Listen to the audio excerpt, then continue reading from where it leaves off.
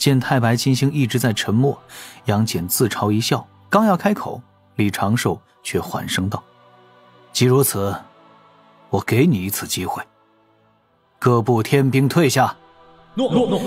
周遭数十位天将齐声应诺，漫天的灰云散去，一名名兵将各自退远，天空再次清朗无云。杨戬目光闪动，紧盯着云上的老神仙。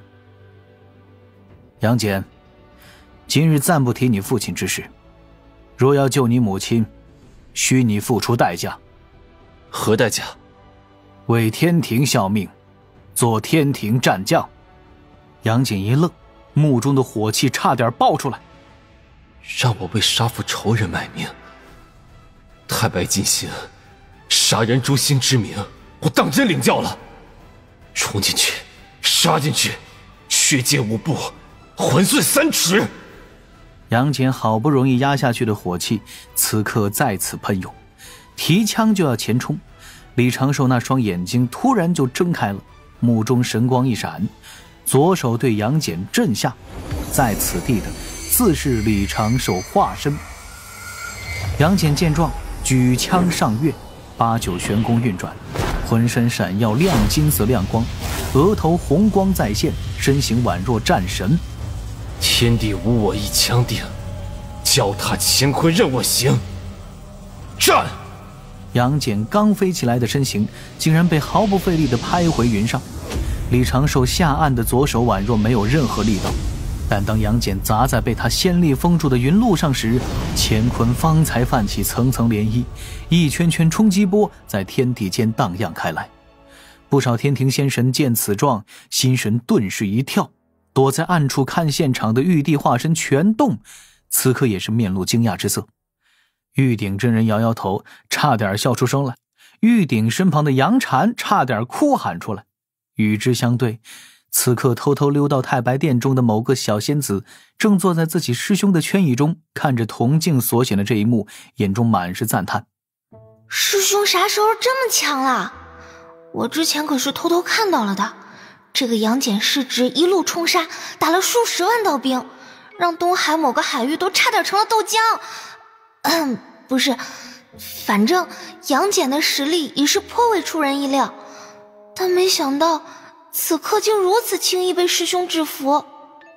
念及于此，灵儿也没什么开心的，反倒是抬手捂住额头，心底一阵郁闷。跟师兄差距越大，就代表师兄离着云霄姐姐越近。要不杨戬这100年修行规划也让师兄给我整一个？这还是算了吧。师兄最近越来越忙了，我老老实实修行，平稳度过金仙节，没事儿给师兄弹弹曲儿，揉揉肩，被师兄罚罚抄录经文也就行了吧。君不见，最先对师兄表达心意的小师叔，此刻已被发配边疆。君不见一直对师兄有些憧憬的有毒师姐，几年才敢来太白殿逛一圈。我能天天陪着师兄，跟师兄本体捉迷藏，已是相当不错了呢。云霄姐姐不也几十年才见一次啊？心底带着这些复杂的念头，灵儿那长长的睫毛眨了眨，看到云上慢慢爬起来的杨戬，随手拿出一盘果干，小嘴开始吧嗒吧嗒。东天门前，杨戬站起身，目中略带骇然，抬头注视着云上的太白金星。他之所以惊骇，是因刚刚拍自己的那掌。8九玄功，大成的8九玄功，我刚刚是在力道上被绝对压制。师父给我的那些感悟，是你所助。李长寿却并未回答。归顺天庭，我可给你一次去救你母亲的机会。是你在背后推着我走，那人是你。莫说废话。杨戬顿时闭嘴，目中的神光越发复杂。他凝视着李长寿，心底诸多不解之处豁然开朗。不远处，龙吉公主驾云而来，稍远处，灵珠子捂着左肩再次逼近。杨戬低声：“与我一战。”哦。李长寿顿时来了些兴致，杨戬踏前一步：“与我一战，若我败了，任由你处置，此身为天庭所有；若你输了，放我母亲，天庭发檄文还我父母清白，去我父亲墓前上香赔礼。”杨戬，你好大的胆！李长寿背后突然传来一声大喝，敖乙身影急速扑来，指着杨戬喝骂：“不识好歹，妄自尊大，还妄图与星君动手！你当真以为，若你不是玉帝陛下的外甥，星君会容你到这般地步？星君大人，请许我与这杨戬一战。”李长寿露出少许轻笑：“敖乙莫急，且退下。”是。敖乙低头领命，面露不甘，又扭头瞪脸杨戬，这才是转身退走。就这般堪称精髓的演技，不愧稳教副教主之名嘛。云路上，杨戬眉头紧皱：“你既要以一战定未来，我应了又如何？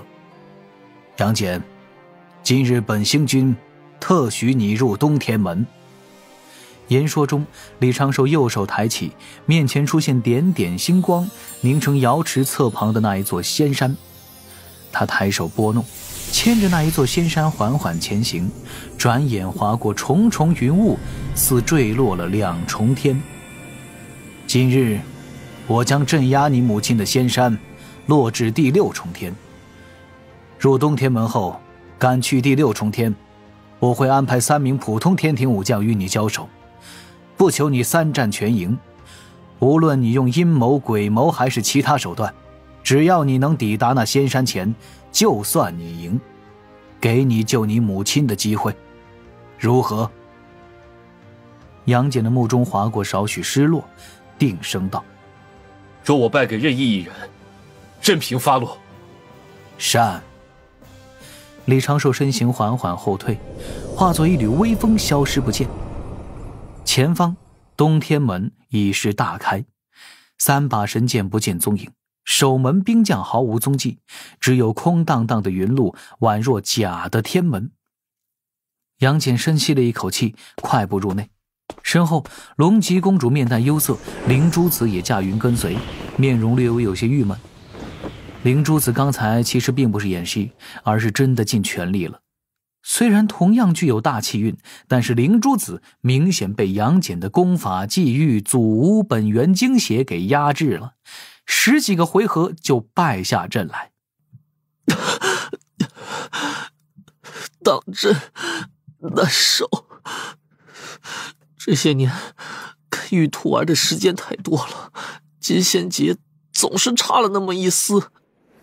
前方杨戬冲进东天门不久，脚下就不由停顿，只因前方蹦出了一道小巧身影。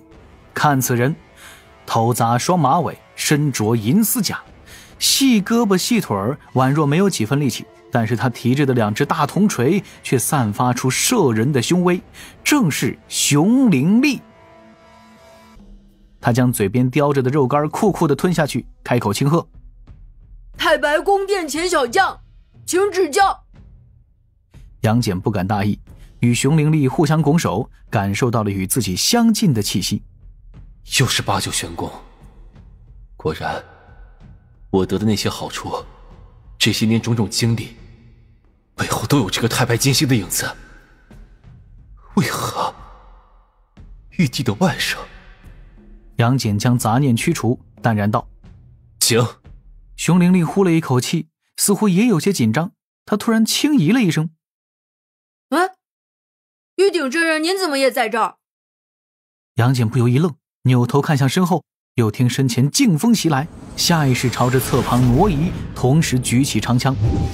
长枪与铜锤碰撞，杨戬的身影被打飞了出去。熊灵力得意地挑挑眉：“嘿嘿嘿，星君说了，可以用阴谋诡计哦。”言罢，提着铜锤一跃而起，急追猛打。杨戬冷哼一声，翻身扑杀，却是再无留手，长枪呼啸如龙。杨戬全力，熊灵力很快就招架不住了，只得一声大吼，身形突然暴涨，转眼间化作数千丈高的巨人。两把随之增长的铜锤镇压乾坤，将杨戬再次逼入绝境。此前拿到了太白殿特许，正暗中搞铜镜直播的卞庄见状不由一阵思索，这女将好厉害啊！话说她身上的战甲是什么原理？这都撑不坏。太白殿中，灵娥嘴角微微抽搐，突然发现自己已经成了小琼峰的拖油瓶。而在那一座提前被挪移到第6重天的仙山前，李长寿和全栋躲藏在暗处，看着面前的云境所显，各自赞叹：爱卿费心了，还为吾培养了这般猛将。李长寿满头黑线，心想这只是借给天庭用一用，这可是小琼峰的保安队长啊！面对这般状态的熊灵力，此时尚未修行法相天地的杨戬也并非毫无办法。他施展变化法，身形化作苍鹰，在熊灵力的身侧展开游斗，激战半个时辰之后，找准熊灵力的弱点，对他的脚后跟发动猛击，将熊灵力最终放倒在地。熊灵力不由得泪眼婆娑，恢复常人大小，坐在地上抱脚仰头痛哭。还好你这么打架的，我都没有踩你脚趾。杨戬略微有些尴尬，抱拳后低头飞走。但听得前方升起，敖乙持剑现身，身周环绕青龙之影。杨戬与敖乙的目光相对，随后不再多言，两道身影唰唰消失不见。两位金仙展开了一场巫族战绩与龙族战绩的较量。这一战只打得天昏地暗，云雾崩散。敖乙惜败半招，杨戬再次过关，到了最要命的守关者面前。凤族元凤之子金翅大鹏没有追上来吗？那座孤零零的仙山前，杨戬浑身浴血，提着长枪跌倒在云路上。他浑身上下满是恐怖的爪痕，八九玄功第一次完全失手。刚一动手，杨戬就发现了此敌远超他想象，绝非前面那两个与自己实力相近的对手。金鹏鸟实力远超过此时的我，彼此甚至都不是同一档的对手。对方开始还用一把带着毁灭道运的长枪，与我过了2招之后，干脆将长枪都收了起来，嘴角露出轻蔑的笑意。激战中，杨戬迅速溃败，先是完全捕捉不到金鹏的动作，前路尽是绝望。这种激速，若我8、9玄功大成，或许能正面一战。可此时依然差得太远。但就在杨戬要无力放弃时，看到了那座仙山，他不顾一切朝着仙山冲来，任凭金鹏不断的扑杀，将所有力道用在前冲，将8、9玄功催发到极致。前半程还算8、9玄功与金鹏之爪的较量，后半程似乎是两股意志在碰撞，比一比谁先溃败。但杨戬知道自己终究是输了，对方并不想杀他，不然几个照面就可以将他倒驱撕碎。为什么？若你不是玉帝陛下的外甥，星君会容你到这般地步？是了，是这个我一直在回避的这个根脚，是这个让我得到一切又无法反抗的根脚。因为我是玉帝的外甥，有大气运，兼具道门弟子的身份，天庭在培养我，师父在与天庭配合，每次外出历练，每次都安排得天衣无缝，师父的玉符起到了引导的作用。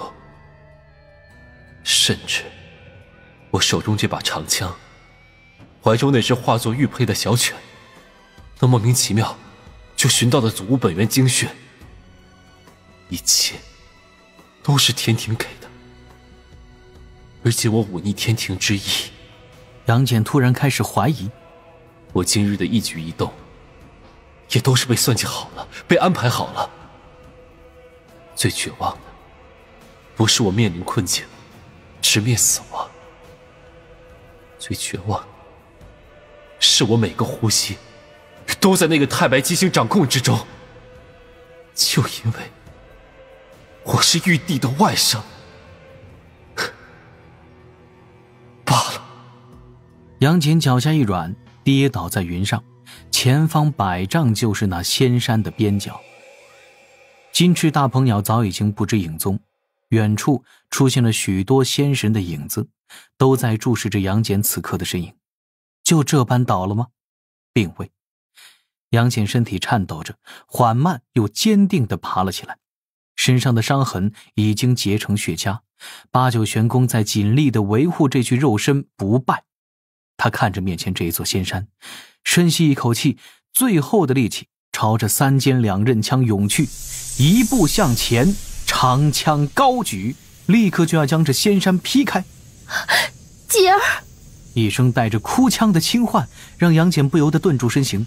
他闻声望去，仙山正前不知何时出现了一座洞府，那道柔弱的身影就站在那儿，眼中泛着泪光，身形被一面光壁阻隔。娘！杨戬苍白的嘴唇颤动着，不敢置信地呼喊着，手中长枪立刻落下，将那光壁轻松砸破。他身形朝着洞口扑去，却跌入了一片云雾中，一幕幕光影出现在他眼前，快速地划过，快速流逝，印入他心底。这画面所显，凌霄殿上，太白金星面容冷峻地迈步而来，对高座上的玉帝禀告有关云华仙子下凡之事。玉帝下令将云华仙子带回天庭问罪。画面一转，杨府中，云华仙子顺从地被拐走，但是2名天兵暴起发难，电光火石之间，那道熟悉的身影出现在云华仙子与那孩童的面前，挡下了对方侵袭。依然是太白金星，只不过此地被拍碎的是2具纸人。画面再次变化，凌霄殿上，太白金星冷声请命，将云华仙子镇压在天庭瑶池。而后太白金星转身看向一名仙翁，冷然道：过分了，师叔。那仙翁冷笑一声，毫无征兆地化作一滩黑水。那高座上的玉帝顿时大怒，而夹杂在这些画面中的还有一幅幅似乎毫不相关的画面。鬼鬼祟祟进入姻缘殿中的身影，酒宴上对其他仙神散播有关玉帝之妹下凡生子之事的仙翁，富丽堂皇的仙殿中，母亲的背影坐在梳妆台前，侧旁却有一团黑气。算计、博弈、取手。杨戬眼中的画面突然定格在了一方有些寂寥的山林中。面容木然的云华仙子站在一棵玉树下，宛若失去了魂魄。